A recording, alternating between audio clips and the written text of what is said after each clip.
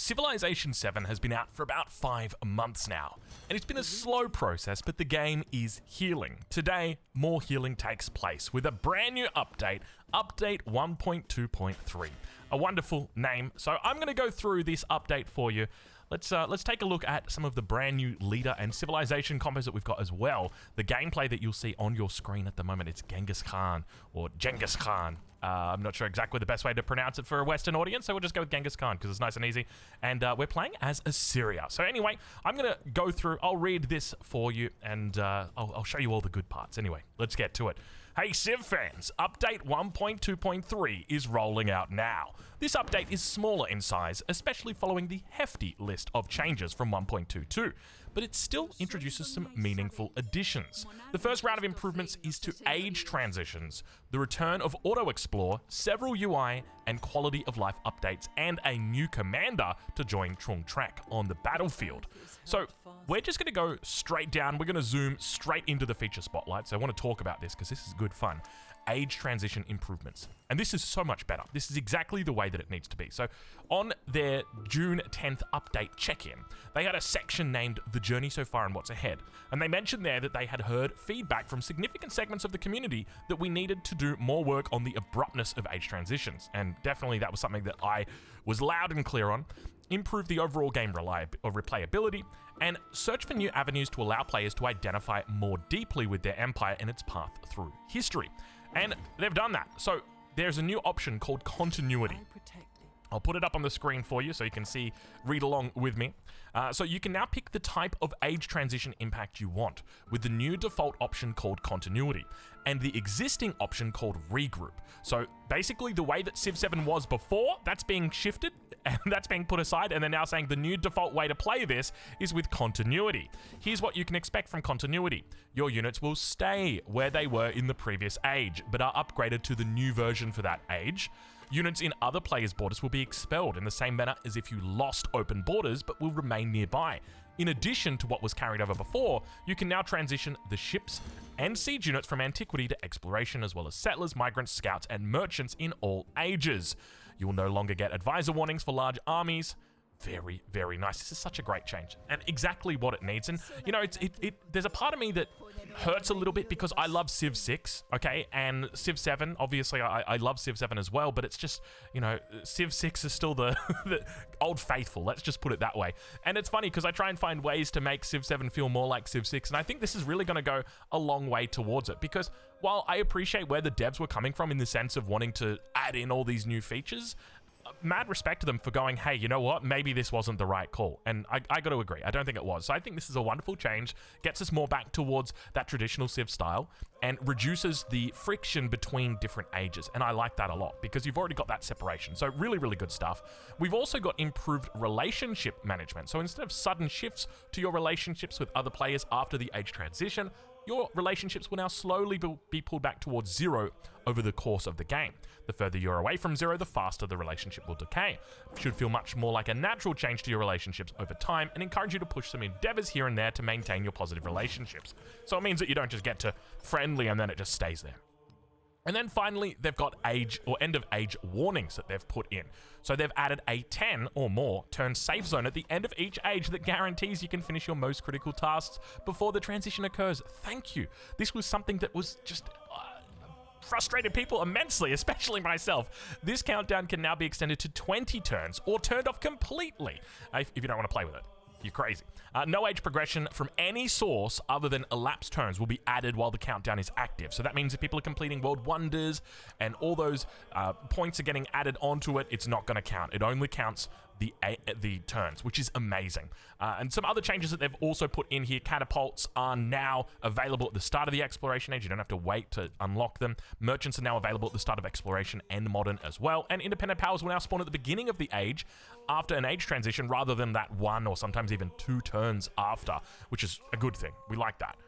So they've said that they'll continue to expand on continuity mode in the future, which is great. That's exactly what we want. Next big thing, auto explore. Let's see it, baby. Oh yeah, we actually managed to do it in this game behind that we're playing at the moment. I'll give you a little hint. That's not me actually playing at the moment. That was recorded earlier today.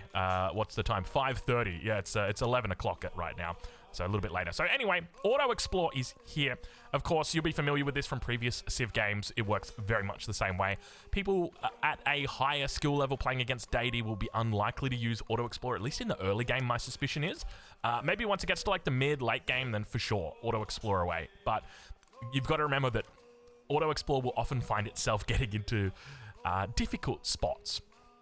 Let's move on to the next thing, and that is a unique commander. Now, I've had a little playthrough with this, so this is specific to Trung Trac. So it's not the Vietnamese, or it's not a civilization, it is only a leader-specific thing. So she gets this commander. I will just start off by saying it's absolutely cracked. She gets it at the beginning of the game, because you get the option between a warrior and a scout, and you can just take the warrior and you get it straight away, which is awesome, because you can just start building up experience for it immediately. So just to go through some of the cool things about it. So it's got a unique promotion tree, which replaces leadership, which we didn't really use. Like if you think about like the 5 different promotion trees, it was the one over on the right side, the real far one. Anyway, let's take a look here. So we've got Jungle Warfare, 5 combat strength for units in tropical terrain. What lovely, she's got a tropical bias. 5 combat strength for units in friendly territory. Wonderful, defensive bonus. 3 combat strength for land units in the command radius when Trung Ni is adjacent to at least 2 enemies. Very, very cool. So already you're talking about like a potential. I can see a plus 13 bonus already just here if you're on tropical terrain defensively with 2 units adjacent to you. Like, that is just ludicrous. And then 1 single cry, 5 combat strength with coordinated attack and focus fire, which we love to use, and 65 strongholds, 5 combat strength against fortified districts within the command radius. And then the final one, plus 15 combat strength for this commander when defending. So there you go, that's it. You've also got a, I think this is actually the bonus. So you get like a bonus tech down the bottom. Like once you complete the promotion tree and you get that extra bonus, it gets a different bonus. I think that's that one there. I also noticed with it that there's like, it has some new attack, which is kind of weird, but I don't think they really explained it here. Maybe they do, and yeah, okay, here you go. Sisters Unite. They explained it. It's right here. Anyway, let's keep moving on. Let's go a little bit further, because there's some really big stuff that I want to talk to you about. And can I just say, I know it's been some time since I've spoken to you guys. Apologies. I've had other stuff going on. I haven't felt too passionate about Civ 7. But with every patch, there's a chance that love gets rekindled. And I hope that this is that patch. But anyway, let's continue on. So we'll move onward to the update notes to take a look at some of the new features. We've obviously talked about the end of age countdown. Now, one cool thing that they're also doing is they're also marking anything that's influenced by the community. So here you can see the end of age countdown was indeed influenced by the community. So that is pretty damn cool. I like the fact that they're doing that. So we've got the end of age countdown. Oh, by the way, I don't know if I mentioned. No, I obviously didn't mention it. Can we just talk about how big these yield icons are? they made them big again. They made them big. Can we maybe just get like a bar that allows us to scale it down to like minus 25, or not minus, but 25% up to 400% or something, just so we can get it where we like, because they're a bit excessive, a little bit big. Anyway, you can chuck that in as a community influenced item next patch. That would be lovely. Let's continue moving on though. So there's been some changes to gameplay as well as we meet Xerxes right here. Let's take a look and see what those changes are. So changes to advisor warnings. These have of course been influenced by the community, including suffering war weariness, nuclear weapon available, and several warnings no longer occurring if you have more than 75% of the way through an age. We've also got age transitions. So they've just rehashing all the previous things that they've already gone over. So they've like up here, they talked about it again, the end of age countdown, the new army for Trung Trac, or new commander for Trung Trac, and then age transitions here. Some changes to diplomacy. Or actually, let's have a look here. So we've got for the age transitions, we've talked about these ones already. Legacy points will now correctly spend when the player changes deck from custom to preset in the advanced menu, and this Russian unique improvement can no longer appear on road tiles when a roundabout or crossroad is created during the advanced start phase when playing as any Civ but Russia. There you go. Let's take a look at diplomacy. The Effective Preservation Society social policy can no longer be stacked by repeatedly slotting it in and out of the player's government, and improved relationship management with other leaders so that the relationships will now slowly be pulled back. We've already talked about that. Environment, ocean resources no longer highlighted when using America's Prospector unit. And economy, the Loy Carlo adjacency bonus is now +1 culture from adjacency from adjacent farms. I don't remember what it was before. Buildings now retain their base yields and maintenance cost on age transition. They will still lose adjacencies and special effects. So small little changes there. They've also, legends and mementos, that is an important part right here, leaders from Crossroads of the World of and Right to Rule DLC, which we haven't even talked about yet, will now have their full legend challenges and added new challenges for Right to Rule DLC civs, Diviet, and Assyria. So, of course, this is the big update. We've got a brand new DLC that has just dropped with this update. And I didn't mention that. I probably should have. That's kind of big. And it's interesting that they don't really mention it here. I think they probably mention it at the start, but they don't mention it until the very end. They really push it all the way down. So mad respect to them for doing that, because obviously we've had to push back our time with regard to expectations on content. Let's take a look at the miscellaneous updates. To be honest, I want to get to the DLC. How about let's do this? Can we just go straight to the DLC and then we'll come back and talk about it? Just because I want to talk about the new civs. They're absolutely they're cracked, bro. They're so cool. All right. Here's the deal. Let's go take a look at the new civs. What we're gonna do is I'm gonna take you guys in over here. Let's see if wrong button. Let's try this one instead. Okay, here we go. Okay, so the game that was happening before is still playing, but this is us. We're in real time here. So this is the new civs. We've got the new civ, the new leader, Gangaskhan. Let's take a look at Gangaskhan first. +3 combat strength for cav units, or +5 when in an army command radius. So if you've got a cav unit that's in army command radius, it gets +5. That's pretty sick. And this is such an easy bonus to proc. Like, you're always going to be within army command radius.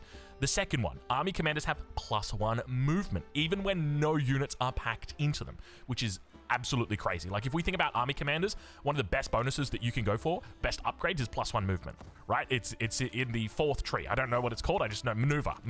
And then, so this is an incredibly good bonus. And then once per age, army commanders can use the convert independence action to convert adjacent independence. So I actually did it in the game that you saw, but basically you move your commander next to an independent unit, and then you can just convert it. So whether you want to do that on a warrior, an archer, a spearman, whatever it is that you might want to do, and you can do that with each specific army commander. So if you've got 5, you can just go and convert an entire army.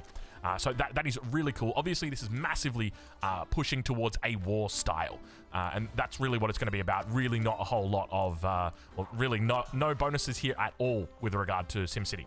However, the Assyrian Empire, can we just talk about Assyrian Empire? This civ is going to be absolutely cracked. Okay, you gain a tech upon capturing a settlement for the first time. That is very cool. Codices are not awarded from technologies. Instead, you generate codices from conquest after completing the Tupsarutu Civic. So what is the Tupsarutu Civic? You may be asking. If we take a look, the Tupsarutu Civic. So when you capture a settlement for the first time, you receive a codex. That's what this gives you. You can see it all the way down the bottom. When you capture a settlement for the first time, you receive a codex.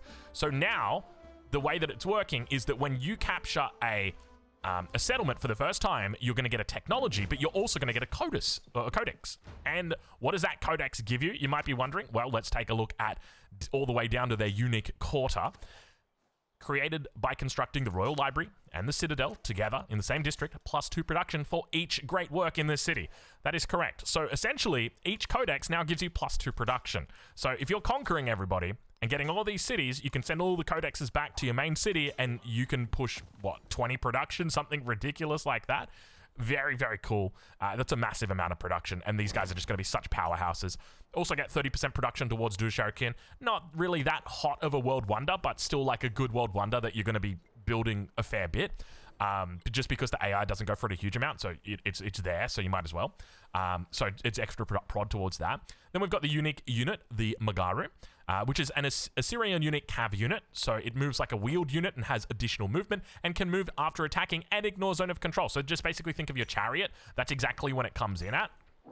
So all the way down here at the wheel, it's a chariot, but the key difference is you can attack and then move. Something that I do in the game that is going on behind us right now that you guys can't see, but you can hear it. And then we've got the Trutanu, which is the Assyrian unique army commander. Infantry and cav units within the command radius have +5 combat strength against districts. So you've got even more bonuses that are coming through. And then just have a look at these unique buildings. Can we just talk about these unique buildings for a second? Royal Library, +3 science, 2 codex slots, +1 science adjacency for rivers and wonders. So that means if you put it down right here, you're talking about +1, 2, 3 science right here for rivers. Okay, it gets the +3 adjacency, so think of it as like a garden market. On top of that, it's got a base of 3. Sorry, I accidentally right-clicked there. It's got a base of 3, so you're talking 6 science now, and it's got an adjacency for wonders, maybe 7 science, and it's a unique, which means it lasts the whole game, which means if you put specialists in it, the specialists are going to be there forever, always giving amazing adjacencies. That's not to mention that we've got the Citadel as well. 3 production, boom. +2 happiness if placed on flat terrain. So that right there, that's a flat tile. So now we've got 3 production, 2 happiness, 6 science, and +1 production for adjacent wonders. Plus science and plus production on adjacency for wonders. That is incredible, dude. Assyrian unique production building and a fortification. Keep in mind that's a fortification as well. Ageless. All fortified districts must be conquered to capture a settlement. So it's also a fort. So this is just like, these guys are insane, bro. This is an absolute powerhouse of a civilization. I can't even, like, I think you can sim city with this incredibly effective if you do manage to go to war. Like, you're just going to be able to do so much work with them. Haven't even spoken about the uniques just quickly. Let's touch on them just to, you know, really get down and dirty. +1 settlement limit, by the way, +1 settlement limit over here. So they get a total of +2. Looking good. They don't get their codexes from technologies. So this is civics. But like if you were to go up in the tech tree, like right here, you don't get a codex for writing mastery. So just keep that in mind. You will still get codexes for the like the masteries down here. So you see gain 1 codex, gain 1 codex, gain 1 codex. We're not going to go through all of them, but just know this is a really, really good tech tree as well. Like the guys who designed this civ, you guys have absolutely kicked it out of the park. This is a civ I want to pick. I can't wait to play and pick this civ. This is going to be like Mississippi. It's probably just going to be my go-to most of the time. So that's it. Let's get back over into the rest of the video. We'll continue on from where we well, it's not from where we were. We've actually moved on. We're about to have a look at this. We're about to say goodbye to our scout. Here we go. Pat the dog. You've been a good boy. Now it's time to go off into the wilderness for probably like 2 turns before you run into some barbarians. You know what it's like. Okay, let's now. So that was essentially it. Let's get back over to where we were and take a look at the rest of the patch, of course. So we've talked about the leaders or the legends and the mementos. So let's look at the miscellaneous. So for miscellaneous, the number of players in a single player game has been increased to 12 for huge maps. Wonderful. Even more people to kill, has Gangaskhan. Future techs and civics no longer grant wildcard attribute points. I love this. This is such a funny change that they made. Not funny, I don't know what the right word is, but smart, big brain. They instead now give a random attribute point. So all you guys that were just like stacking up diplomacy, get out of here. It's not going to be happening anymore. So yeah, these repeatable rewards were causing the overall impact of the attribute system to be greater than intended and started to overshadow your unique leader and civ abilities. Definitely. Mayor's Jaguar Slayer and Inca's Chasqui unique scout units now have the pet the dog ability, and I will just note that was a community suggestion, so well done guys, keep it up. You're doing the hard yards here. We've also got, this is the ability, the Heroic Assault Commander ability. I don't remember seeing this ever before, but I did see this on the brand new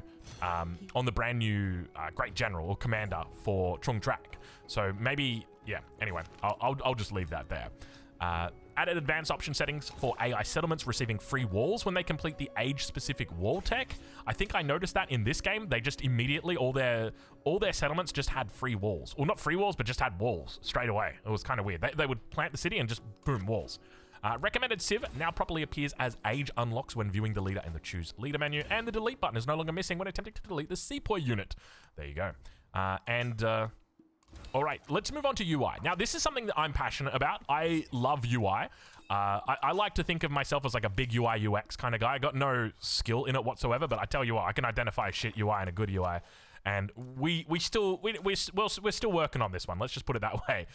So the total amount of yield needed for researching or producing items is now visible to the player.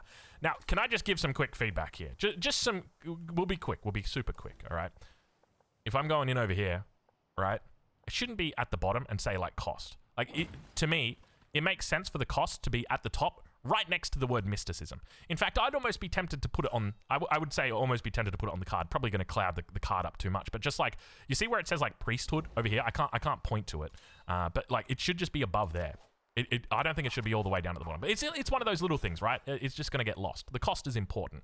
Anyway, let's get back over to the game, because we're taking out Chan right now. You can see we're leveling up our unique army commander here, and we're having a great time so far in this game. The game plan for me is simple. I want to settle a couple of cities, and then I want to look to leverage those cities with my commanders and just try and pump out as much cav as I possibly can. I think that's probably the best game plan for this civilization. You can see we're going to pick up some nice extra culture right there. So very, very lovely. So let's get back into the UI, talk a little bit about some of the other changes that were made. So the policy screen now remembers the last screen viewed. Nice little change. Age or turns remaining for quest now shown next to the title for cleaner visibility. The age progress tab now remembers which legacy path tab the player was on when it was closed. Proper items now display in the production menu of a town with Fort Town specialization. Confucius's portrait no longer appears when viewing the leader targets of the Independent Insight Raid project of any hostile independent power. It was just everyone could always target Confucius. The enter key on the keyboard now functions properly when triggering the lens toggles menu. I don't know how that's UI related. I guess technically it's UI, lens toggles menu. Research queue is now cancelled when the player selects any civic or tech available for research. Wonderful. And redundant confirm quitting messages no longer appear shortly when clicking close icon twice during windowed screen mode. Oh, excuse me. I've got like a weird hiccup going on. Slots of commanders are no longer missing when the player checks the spawn commander after selecting militaristic dark age. And hotkeys, there's not much in here. They've got some alignment and spacing stuff as well, so we can take a look at that. I think it's pretty much well fixed up. They've also added some stuff to the Civilopedia. Of course, I'll leave a link in the description if you want to catch this, or if you want to read through this. Of course, as well, I'll be leaving a link on the Discord, and I'll leave a link in the Discord. I'll leave a link down below to the Discord where you can play this map. If you like this map and like the look of it, and you think, hey, that's a pretty cool setup, maybe I want to try Gangaskhan together with the Assyrians, then there you go. You'll be able to do that. So keep that in mind. But yeah, they've also got some changes for controller-specific stuff. The iconography has changed, text changes, tooltips. They've also made changes to the narrative and to audio. And then finally, with regard to the content, we can talk about the second civilization that they've added, as well as a whole bunch of new world wonders. So we've got the mausoleum at Halicarnassus, and we've also got the next one that's coming through, next part of the Right to Rule collection that's coming through in September. So quite a bit of a wait for that. I say that, but at the same time, this is it's the 23rd of July for me at the moment, so it's like a month and 1 week potentially. Like they're going to drop it on the 2nd of September or something like that. Technically it's September, but you get the idea. So we'll get Silla as well as Qajar. So that'll be good fun. But I tell you what, Genghis-Khan and Assyria are definitely going to last me a while. This combo is absolutely amazing. But what we might do is we might also take a look at Vietnam. I think that's probably a reasonable thing. There you can see this is the unique quarter and just how big it is. It's like a behemoth. Oh, speaking of behemoths, who's that? Oh no. Yeah, we've been war decked from the north, but with the Gate of All Nations complete, it comes in at perfect timing here. So we've got a really nice little setup here.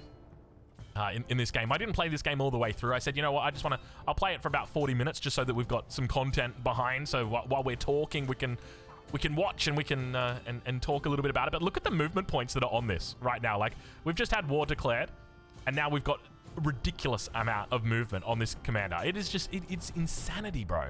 And I think part of this reason is why Genghis is just going to be a powerhouse, man. It is, yeah, he's such a cool leader. Yeah, so there's the new Antiquity Age civilization, Assyria, and then they've got the new exploration civilization, Dai Viet, which is, of course, Vietnam.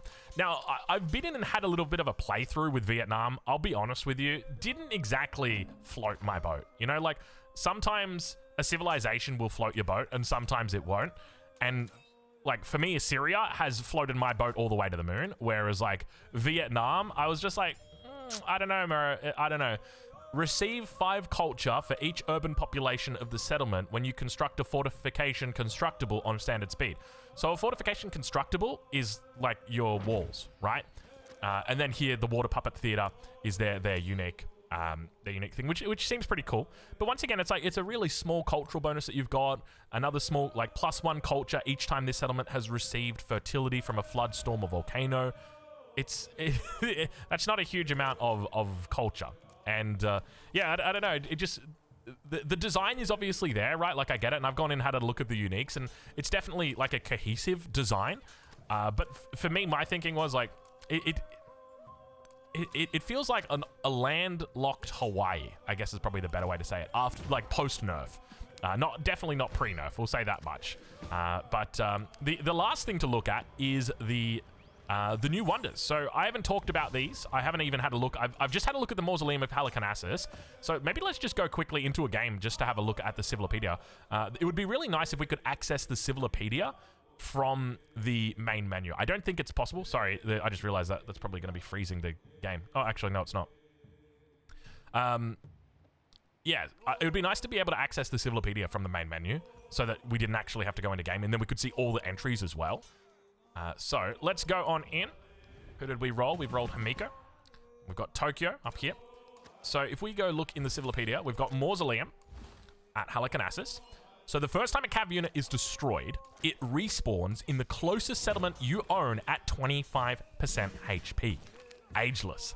Must be placed on flat terrain and adjacent to coast. So very specific, flat terrain adjacent to coast. So I guess similar to, I was going to have a look in the tech tree, but I can't. But yeah, quite similar to another antiquity age, world wonder. That's me getting war decked again by Isabella. She's the one we really want. We want her because we know that she's probably got a natural wonder. So we want to try and take her out. Anyway, let's get back to the actual game because we've got more world wonders to talk about. We've got the Wat Ziang Thong. Let's go have a look at that. We've got Wat Ziang Thong. So this is available in, I would assume this is in exploration because it's Vietnamese. +2 culture and 200 gold every time you obtain a great work. Ageless and must be placed adjacent to a river. Very cool. Okay, and then our next one that we've got is the Grand Bazaar. So we'll take a look at the Grand Bazaar. So we've got +2 gold, 3 resource slots. Now the Grand Bazaar is also in exploration. Homeland's treasure resource tiles receive +3 gold. So that's kind of wild when you think about it. Horses, +3 gold. That's actually cracked when you think about it. That could be really sick. Where does that unlock? It doesn't say where it unlocks, unfortunately. Civilopedia still needs a little bit of work, guys. Apologies. And then we've got a mosque, the Ubadia Mosque. The Ubadia Mosque. Now, this is in modern. For happiness, improvements in this settlement receive 50% Whoa! Ageless. That's pretty sick. I like that. 50% yields. Can you imagine if you got this as Nepal with those crazy mountains? Oh, bro. Oh, yeah. Oh, that's what I'm talking about. Yeah. All right. We'll get that. We'll get that worked out. So one final thing that I just want to check in on. Let's get this game back over here going. Is these have all been added to the current game state. So if we take a look at the next DLC, so I'm just going to pop that show and tell on your screen right there. So this current DLC is Gangaskhan with Assyria and Daiviet, and then we get the 4 world wonders that are unlocked, and then in September we don't get any world wonders. So I'm assuming that 2 of these are from like Silla and Qajar, Qajar, sorry. That's what I'm assuming. And then so there's no world wonders there, so it's just going to be the civs. It's just going to be the leader. I don't even know. I don't even know her name. Lakshmabai. I'll have to do some research. I'll have to get my AI out onto it. But yeah, that's essentially it. So overall, with regard to the patch, as they mentioned earlier, like it's definitely one of the more minor patches. No big balance changes. Nothing too crazy going on in here. I think the biggest thing is honestly the changes to the end of the era, the age transitions, and that's going to be really nice. And overall, I think like bringing back Civ 7 and acknowledging, okay, look, normally they like to follow that 33-33-30 rule. You know, keep 33% the same, change up 33%, and then get rid of 33%. And they probably got rid of a bit too much and then like made too much stuff new. They didn't really keep enough of it the same as, you know, what made Civ great before. And I think this is like one of the steps in the right direction. It might be a step backwards technically because it's a step away from something new. But at the end of the day, if it's a step closer to what makes people love Civ, then that's a step in the right direction. So overall, I think the devs are doing a wonderful job about as pretty much what we can expect for them. Is this going to bring people back to Civ 7? I think like every Civ game, it starts off on a rocky road. But the road will hopefully be paved with many great patches to come. So we'll leave it there, and we'll catch you guys in the next one. Thank you all for watching this video. Of course, if you've enjoyed, please leave a like down below. If you've got any questions, leave a comment. And of course, if you're looking forward to more Civ 7 content, make sure you hit the subscribe button, because there is always time, officially now, for one more turn.